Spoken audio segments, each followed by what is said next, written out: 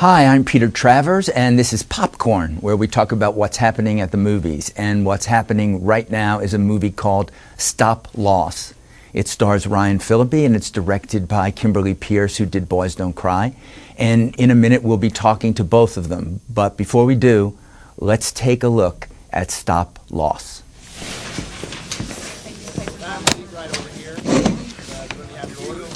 It says here you have orders to report to the 1st Brigade. Not me. I'm getting out today. Brandon Leonard King, Yes. out to the 1st Brigade on the 22nd. This is a mistake. It's all there. You leave on the 22nd, shipping back to Iraq. Subsection 12305, Title 10, by the authority of the President. You've been stop lost. Kimberly Peirce, Ryan Phillippe, welcome to Popcorn. It's great to have you both here. Nice to see you. And especially to talk about a movie like Stop Loss, which to me, as a film reviewer, is a movie that matters, you know, in a world where that doesn't happen very much. But just in case nobody has seen it yet, Kim, what in the world is Stop Loss? Stop loss is a military term, and it means the involuntary extension of a service member's term of service past their contract. So how many people, how many soldiers, enlisted soldiers, have been stop lost? At least 81,000 as of about 8 months ago. And Ryan, you're playing a character who's been stop lost. Can you tell us just a little bit about who it is that you're playing? Yeah, I play Staff Sergeant Brandon King.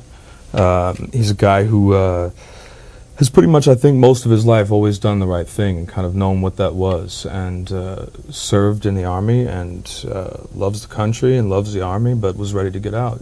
I think a lot of the guys and girls over there spend the majority of their free time planning for that, you know, very thing, to come home and be with their family and hold their baby or their girlfriend or husband or whatever it is. And I think that sustains them. I think that helps them survive. And the fact that Brandon is told he has to go back and his future plans are no longer his own, I think is devastating. There have been a lot of movies about Iraq in the past year, and the audience doesn't seem to be out there for it. How do you both face that idea, that is there an audience for me, and how is my movie going to beat the curse when the others didn't? Well, it's an interesting question. I don't think this is an Iraq War movie in that sense. I mean, you know, kind of like what Ryan is saying, I mean, I'm fascinated by character, and I was fascinated by the soldiers. So this whole movie came out of the soldiers' experience, what they're going through. So it's very human. It tells the story of these people, as he says, that they want to come home, they want to get back to their lives. So it mostly takes place in America.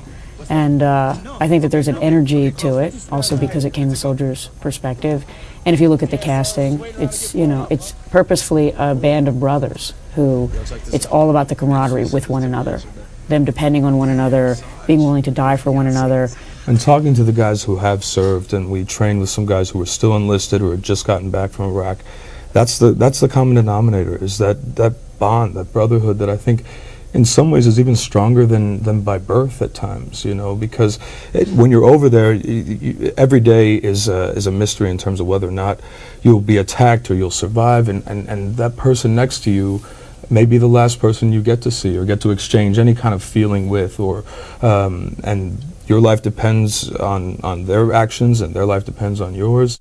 But that's him, isn't it? Well, to be honest, ma'am, it happened so quick, and with everything that was going on, it's kind of hard to remember who was where. You did Clint Eastwood's Flags of Our Fathers as well, and this is about another war. Yeah, I think that. And obviously researched that as well. What is different? What is different about these soldiers? You know, obviously, you know, I think the actual war, regardless of the theater or the place and time, is always horrible and kind of the same in some ways. But I think these soldiers are really a lot more educated in regards to warfare and technology than World War II. It's a fascinating concept, and because of the technical world, which makes me bring up the fact that you have a brother that enlisted, and you also saw videos, films that they would send home and incorporated them into the movie.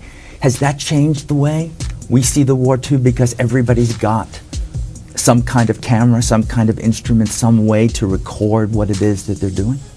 I mean, there's a couple of things. One is it changes, I think, the way they see it. It's they carry around these little consumer cameras, and they literally put them wherever they can. I mean, not every soldier does it, but the ones who do, they're either putting it on the ground, they're tying it, into the Humvee. They've figured out ways to put it in their helmet, or they'll put it literally on a gun turret. I've seen, some films where you're just seeing the gun bounce underneath. That when they put it in the Humvee and then all of a sudden a bullet hits the window, the bullet cracks the whole window, and then you just hear these screams. I got that on tape. I got that on tape. Did you get that? So there's a kind of self-consciousness that's really interesting. But also that camera is experiencing what they're experiencing, even if it's not, got your classic kind of close-up, medium shot. Then they go back to their barracks. So not only are they capturing what they're experiencing, but then they're creating their own narratives, because they're cutting it to, say there's like patriotic videos. They'll cut it to Toby Keith, I'm an American soldier, courtesy of the red, white, and blue. And you'll have, images of all the guys in their uniform looking great, and guys helping each other clean their guns, and they're selling the patriotism. Or you have the rock ones, which, you have these very aggressive images. Maybe bodies, on the ground with blood spilling out.